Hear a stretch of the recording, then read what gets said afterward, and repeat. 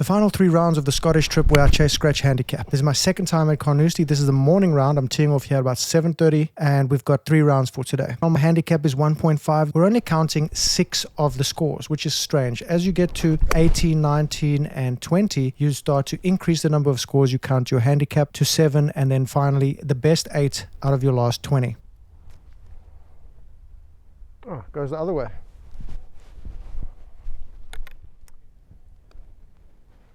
What the hell is that, man? Come on.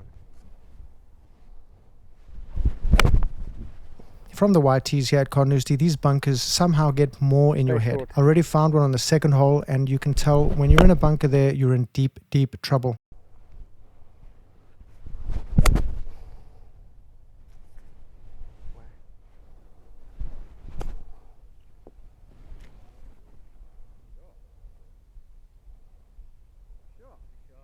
A little bogey on the second hole and I'm looking not so sharp. Really came here with a lot of confidentiality and it's quite warm, so no excuse. That's a little nipple licker because it's opened up the hole.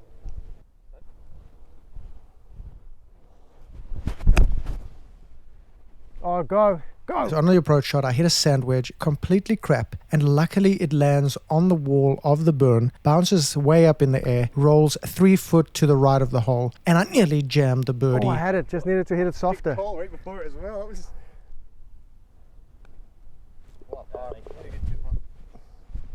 We're still persisting with the 3-iron, and this 3-iron is still persisting to go right.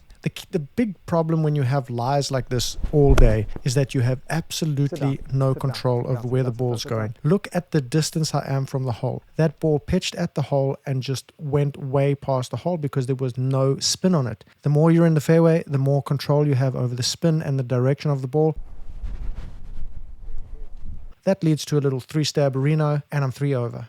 Not looking good. I really came here trying to shoot an under par round, but you're going to find that on a course like this, which is rated very difficult, you don't even need to go under par to go under par. And we'll see that a bit later in the round. I finally found a fairway, and as you can see when you hit a fairway, you can pick the correct club, you know the reaction of the ball from the ground.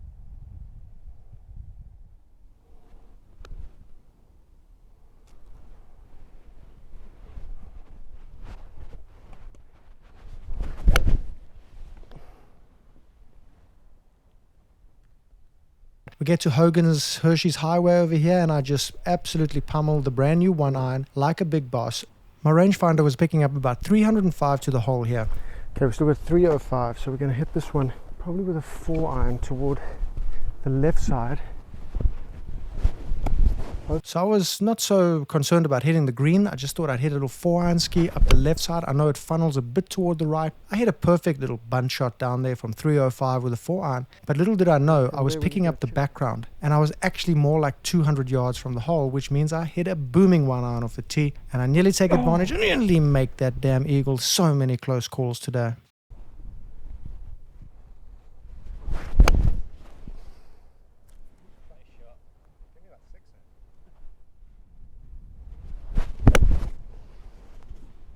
Fly ball, fly, fly! This is going to be really good. Wow, that's pretty straight. I did not see that.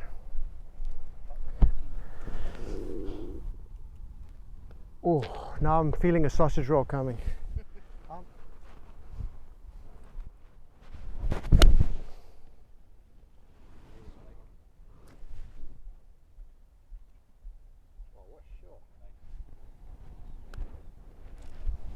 Oh, too firm, or not too much break. Not much happens over the last couple holes, just standard par skis, nothing too exceptional. But we get to the 9th hole, and this is the hole that really can cause you booba-jibbies. And I hit a terrible tee shot, trying to be fancy, and I didn't commit to it, and I pull it into the left rough.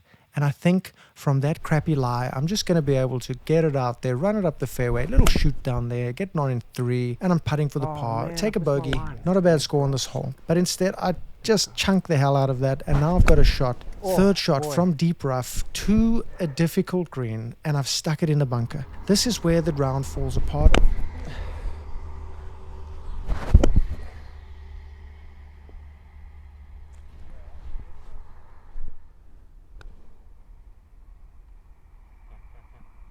and I take a silly triple. But what happens on the next hole is even more unforgivable. After a triple, you don't want to do stupid things.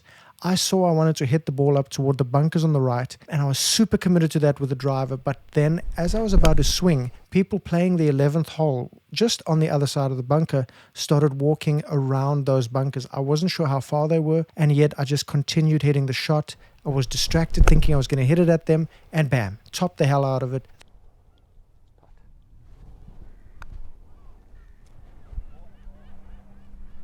Halfway. Eee! Had the line.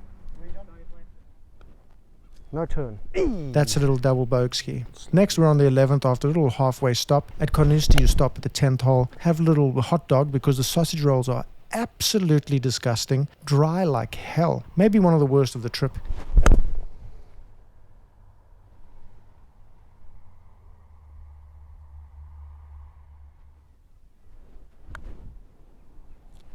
Miss hit. Go. Go. Go. I get it onto the green in 2, and I just 3-stab the hell out of it. I mean, I'm really disappointed now because I don't want to be +8 after 11 holes at Carnoustie. I came to Carnoustie to actually score a score. Stay in the shot.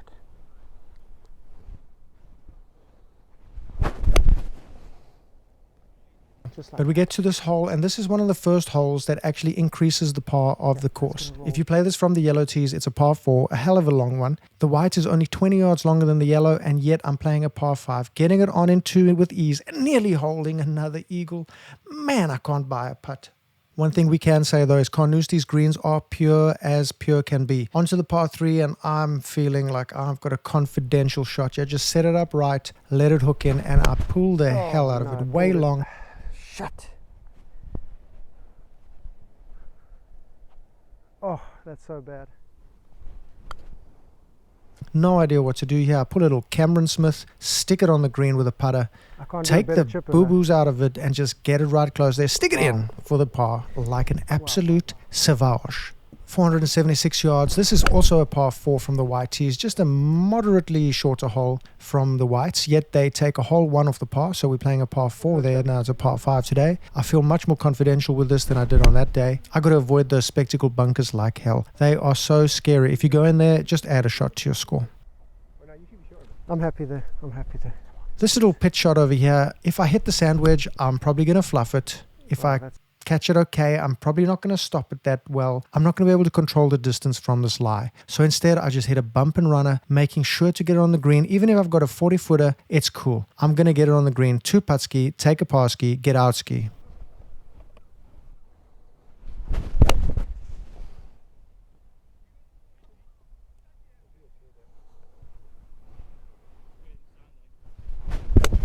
Oh no, that's too far left. Now, sometimes you hit absolutely crap shots, but when you're in the depths of despair, as I was at 7 over par, where I was really hoping to be like a couple over, maybe even shooting around level par on this course, it's easy to give up, but never give up. Even if you chip the ball onto the fringe like an absolute amateur, try get it in the cup.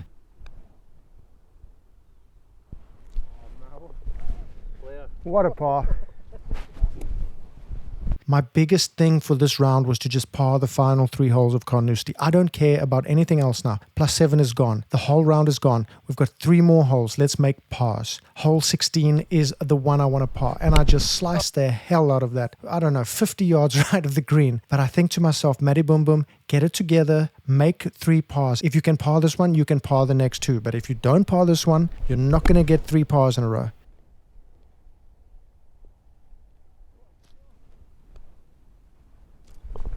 But I put it away like a bouse. 433-yard hole, absolutely nuts. What the hell am I going to do? I'm going to split it up into 210-yard shots with my 6-iron. Why? Because the ground is dry, it's rolling. I'm an absolute legend with a 6-iron. Tacoma, thank you very much.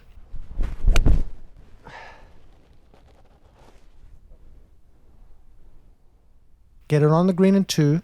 Like an absolute bousey, get that bird dog out and 2-putt my way to another par. This has got to be the hardest hole I've played on this entire trip. 444 yards, always into the breeze, straight at the clubhouse. I give that 1-iron as much body English as I can. It hooks around a little bit. And these 2 players from Scotland are the absolute legends that I played with over here.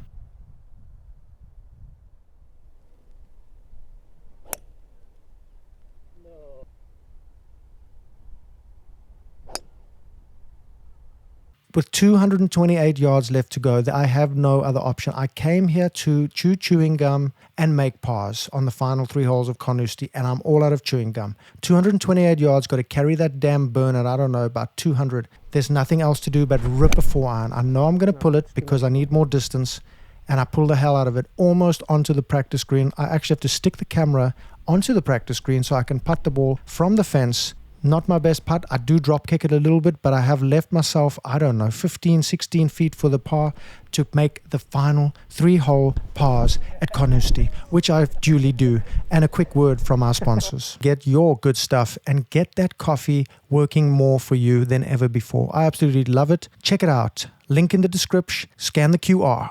I drove from Carnoustie back down to St Andrews to play the Castle course with J5. J5 played a round here that I put on the channel. You can watch it at the link in the description or whatever. And I'm not going to show you the whole round here. I'm just going to show you that after Carnoustie, I shoot a 78. I have to take 1 off for the triple bogey I made on the 9th hole. That gives me a differential of 2.3. We're at a 1.3 handicap, and I've got 2 rounds left. What I have to do is shoot some low scores to bring the differential down. But as you can see, this is hole 6. And I'm just going over the highlights of this. This is a beautiful hole with a beautiful view of St Andrews and the beach. And it's really the only highlight I encountered while I played this course, because I played like an absolute dog going to +6 after 6 holes. We get to hole 7 and I bring out the Vice Pro Plus golf balls, a nice luminous green, and I'm just trying to learn to hit the driver for the afternoon round at the Burnside course because I want to hit driver. I want to score low like a strokes gained extremist. I've just dumped 2 into the ocean. I'm doing really well here. I've got a big bag of balls and J5 has a lot of patience. He's very encouraging of me. He doesn't really mind. He loves watching the agony. And I rip one finally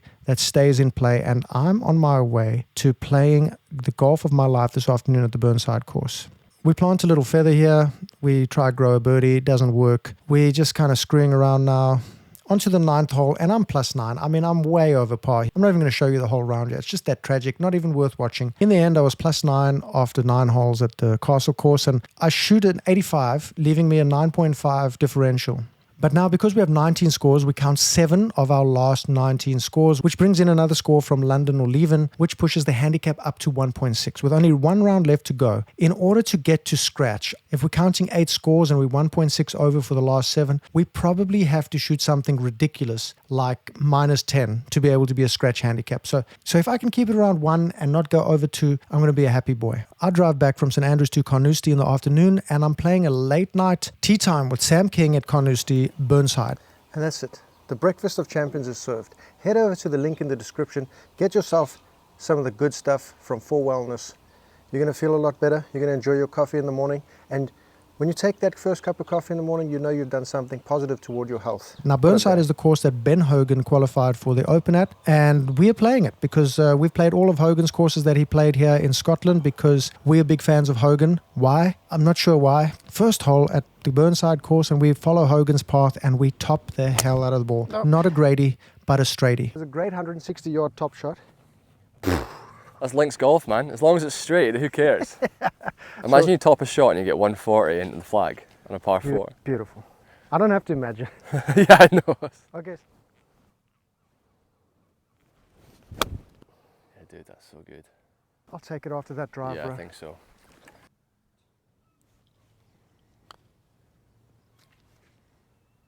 Go on.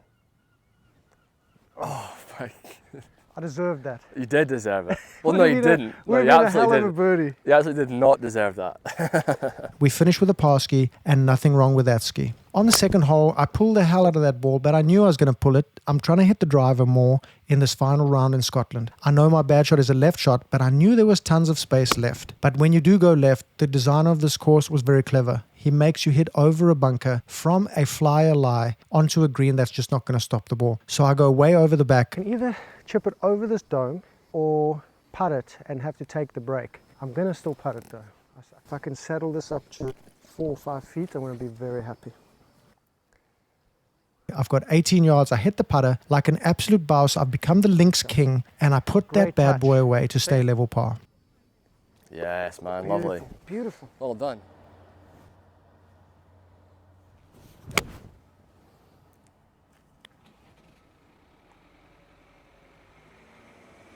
Yeah, man.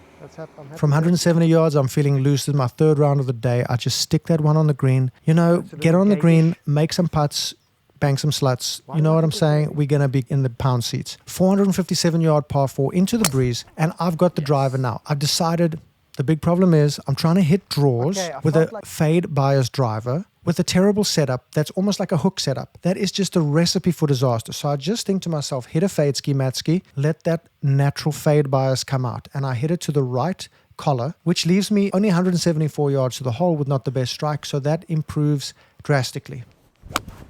Oh boy, too smooth, Matty. You need to bring it around. Now on these pitch shots, it's very difficult for me to get enough spin, especially with a 56 degree from a tight lie onto a tight green. But you know what they always say? Bird dog, get in the hole, boy. No, I don't. I just made that up, and that was terrible. Oh, bro.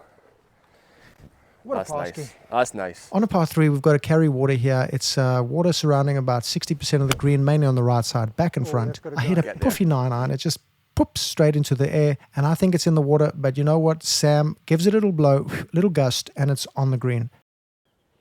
Going for the bird ski. Nope, just ducks left. What the hell am I doing with my life? I hit hard. Oh, you had to, though. I think it's rolling about 8.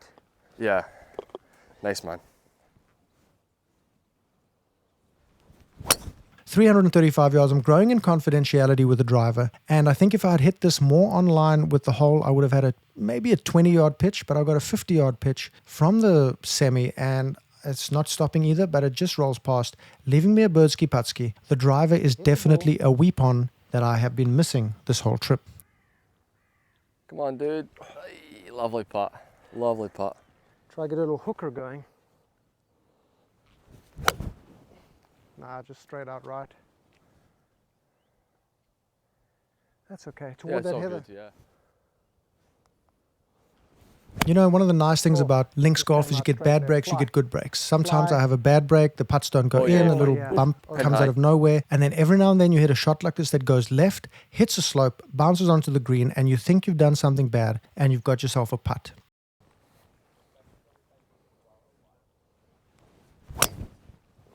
Dude.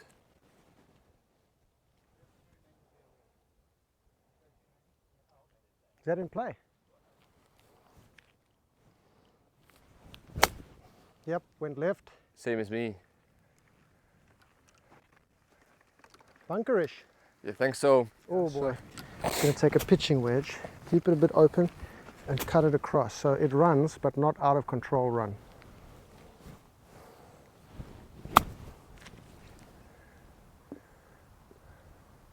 Okay, that's a little out of control. Yeah. Should I use the 52 or 48?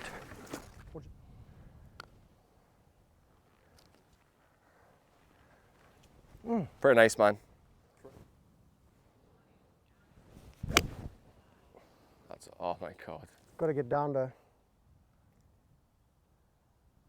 That's so good. Love it. Money. Money! Bro. Damn. I love that part of the shape of it. It's so cool.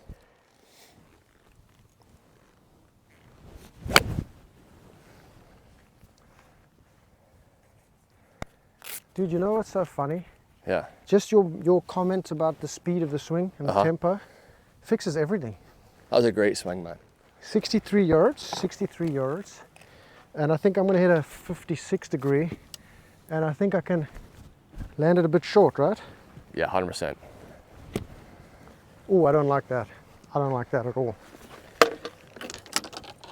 I think a 52 degree chip over this hill. Because that thing's going to bounce. Yeah, that's better. That thing's going to bounce the hell off here. Sit down. Sit down. Looks really good. Sit down. Pen in here. Nice. Yes. We got a bird, bro. Yeah.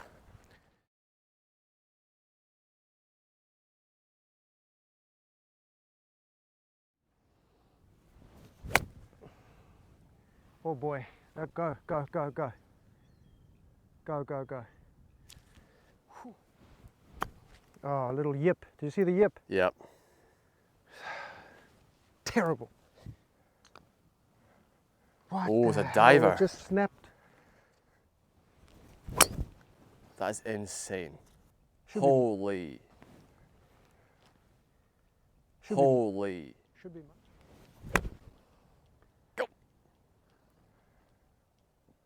Oh, that's so short. Oh. Turn the other way. Turn the other way. Oh my God, that's so good. Oh boy. That's way right. That was just open.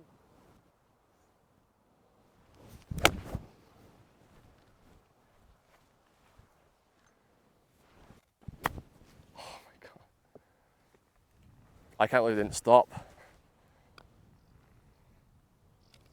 Oh man, I did not turn.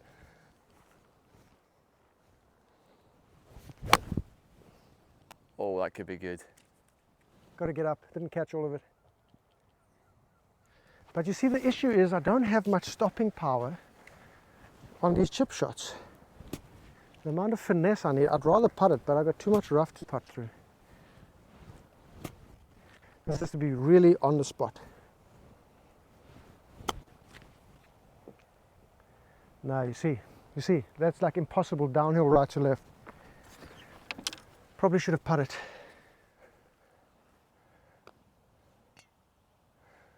Oh, I dived.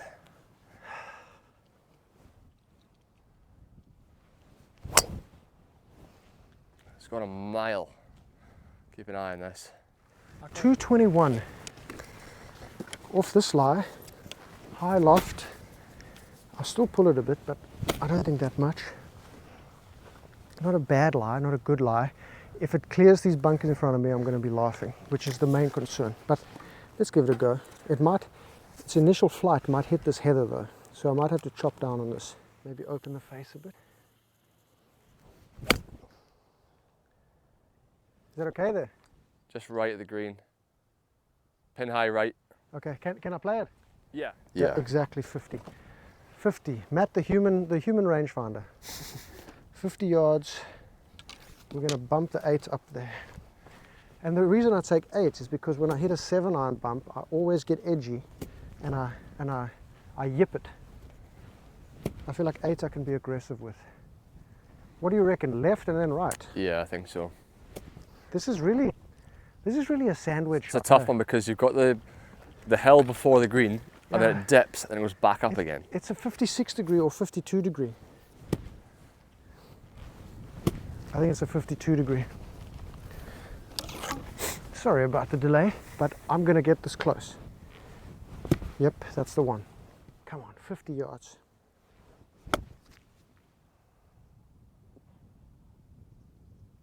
That's so good. Man, he's painting pictures with his words. Oh, yes. Come on. That's good stuff. That's so clean. That's long. No, I've missed my line completely. Can I just see that putter just for a sec? Oh, bro. I am absolutely tired now. This is the final round of this trip, and this is just an amazing trip. I've played some of the best courses here in Scotland with some of the best people. I must say, the players have really come through with great venues for me to play at, and I'm extremely grateful. Just a kid from South Africa, from a blue-collar background, absolutely no business being in Scotland. Luckily, I've changed to a Lithuanian, and I'm now a first worlder, living in the third world, being a bouse. Do it. Do it. Oh man. Those. And then we find one in the cup.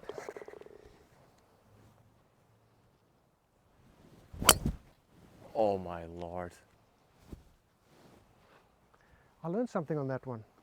Mate. Try hit a fader. I don't hit driver the whole trip, and I stick it to 6 feet. On the final hole, I just think to myself, you know, Matty, you got the driver down. Let's take command. Let's take control of this round. And I take that bull by the horns and I just rip a beautiful drive, the best of the whole trip. And I finish this trip off with an absolute stinker of an eagle to go to level par, leaving my handicap at a 1.3. I didn't make it to scratch, but after 20 rounds, we take 8 of my best scores and I'm a 1.3 handicap at a place I've never played before. Here's the draw. For the people who guessed my handicap at 1.3, there were only 23 people who did. We're going to shuffle them up like hell, and we're going to click spin, and we've got a whole bunch of people there. You can see your name there. Who's going to take it? Who's going to take it? It's going to stop at Tom. No, it's David Shinpao. David Shinpao, please comment in the comments below and send me an email at matt@golfsidekick.com to claim your prize. We're going to send you a bird dog and tons of other stuff. Well done, player. You guessed 1.3. Only 23 people did.